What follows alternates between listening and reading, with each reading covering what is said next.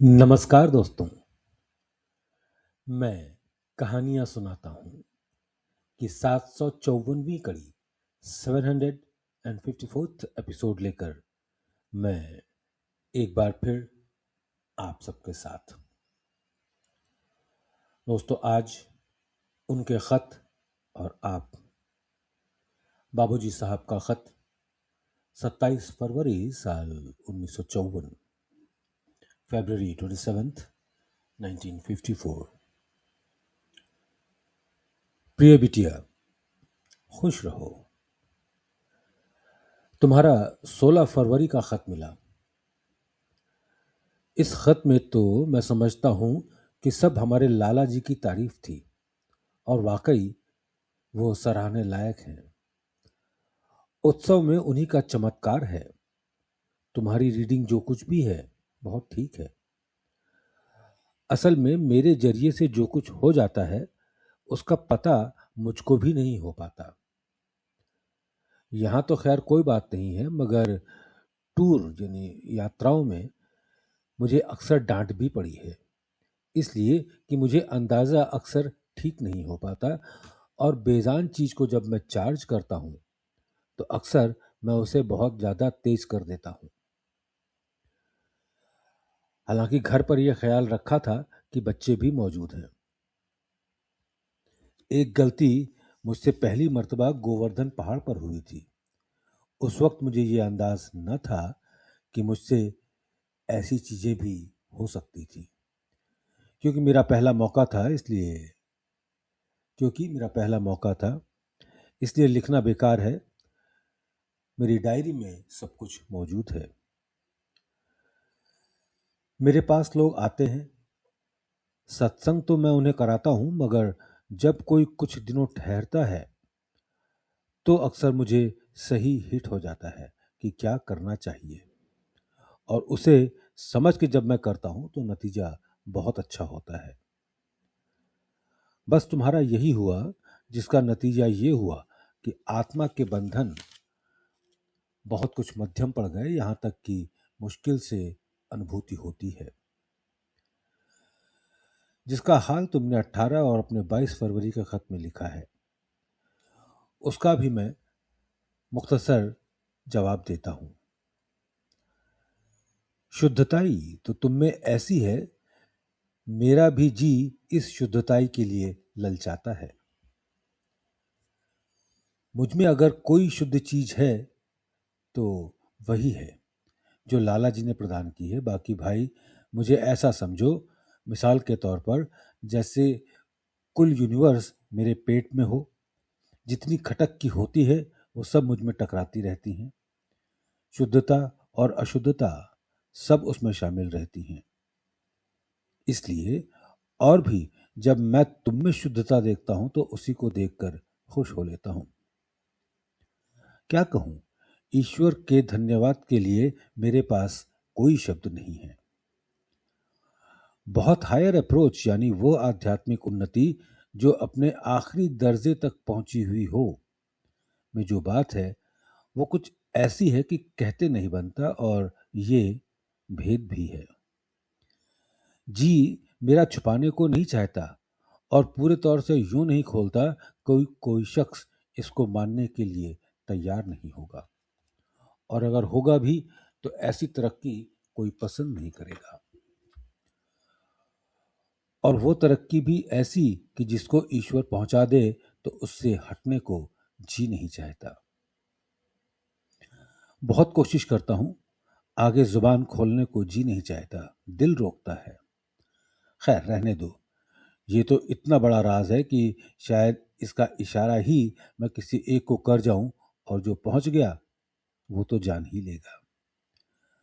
मगर खुश तो तब हूं कि जब मेरी जिंदगी में ही एक काना और बने।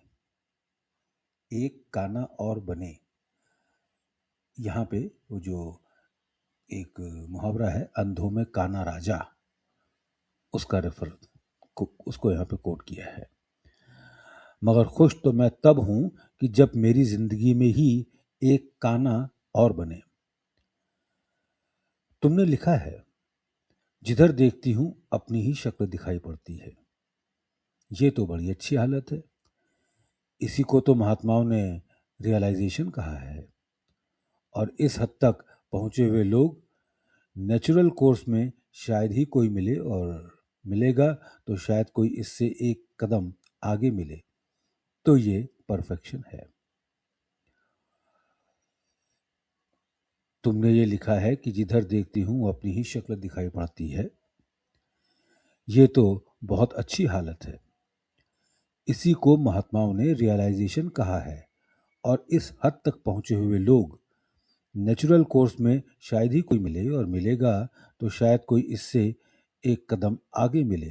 तो ये परफेक्शन है। सबकी दौड़ धूप यहीं पर ख़त्म हो जाती है, और मेरी राय में रियलाइजेशन की पहली सीढ़ी है। मेरी राय में ये रियलाइजेशन की पहली सीढ़ी है। अगर मैं रियलाइजेशन को नापूं तो तबीयत मेरी यही कहेगी कि तुमने अभी ABCD शुरू की है। ये बातें किसी से अगर कहूँ तो मुझे बावला समझेगा, और उसे ये मालूम हो कि ये भी कुछ रूहानियत में कदम रखे हुए हैं तो वो ये कहेगा कि ये अपनी बड़ाई जता रहे हैं। ये शख्स कुछ नहीं जानता, मगर मैंने अपनी किताबों में किसी न किसी तरीके पर सब कुछ कह दिया है। मौजूदा हालत को तुम निखरी हुई तुरीय अवस्था कह सकती हो। 21 फरवरी के खत में जो बंदगी करना लिखा है, ये बड़ी बात है। बंदा फिर भी बंदा ही रहेगा।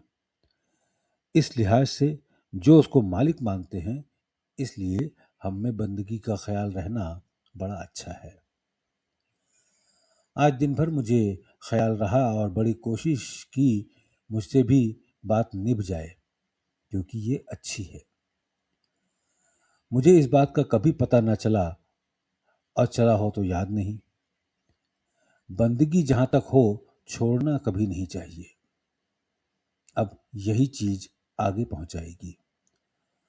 तुम सोच कर लिखना, चाहे मास्टर साहब से मशवरा ले लेना। मैं अब इस बात को अपने में कैसे लाऊं अथवा बंदगी कैसे करूं, चीज बड़ी अच्छी है। अम्मा को प्रणाम। शुभचिंतक रामचंद्र। ऊपर का खत खत्म कर चुका था तो 23 फरवरी का लिखा हुआ खत भी मिल गया। तुमने जो ये लिखा है कि तबीयत चाहती है कपड़े नोच डालूं वगैरह वगैरह, मैं समझता हूं कि ये सब बातें बेचैनी हटाने के लिए मजबूर करती होंगी। ये भी दर्द की एक हालत है। तुमने लिखा है कि ये मालूम होता है कि दिल कोई थामे रहता है ताकि ऊपर की बातें ना हो सके। ये सब हमारे लाला जी का करिश्मा है, वरना ऐसी हालत पर, और ख़ास तौर पर जो चंद महीने पहले आ चुकी है, अवधूत हो जाने का अंदेशा रहता है। हमारे यहाँ कोई अवधूत नहीं होता। तुमने डर और खौफ के बारे में जो लिखा है, ये बड़ी अच्छी हालत है। इसके बारे में शायद 6 या 7 महीने हुए हों। ज़्यादा मैंने या तो किसी खत में लिखा है या ज़ुबानी पूछा है कि तुम्हें खौफ तो मालूम नहीं होता। खौफ माने डर। कि तुम्हें खौफ तो मालूम नहीं होता। तुमने शायद कहा था कि हाँ, कुछ मालूम होता है। उस वक्त यह हालत उभार पर ना थी, और अब पूरे उभार पर है। इस हालत को खुदा तरसी कहते हैं। तरस के मायने डर के हैं, यानी ईश्वर से खौफ पैदा हो जाना। जब ये हालत पैदा हो जाती है तो शास्त्र विरुद्ध काम अगर मन कराना भी चाहे तो इस डर की वजह से नहीं हो पाते, और इस हालत की फकीरों ने बड़ी तारीफ की है। तुम्हें यह हालत ईश्वर मुबारक करे। मैं इसको कम नहीं करूंगा। अपने आप जैसी सूरत होगी ठीकम ठाक आ जाएगी। हमने जो काम चलते समय सुपुर्द किया था, जिसकी याद मास्टर साहब ने भी की होगी, उसका ध्यान रखना। शुभचिंतक रामचंद्र।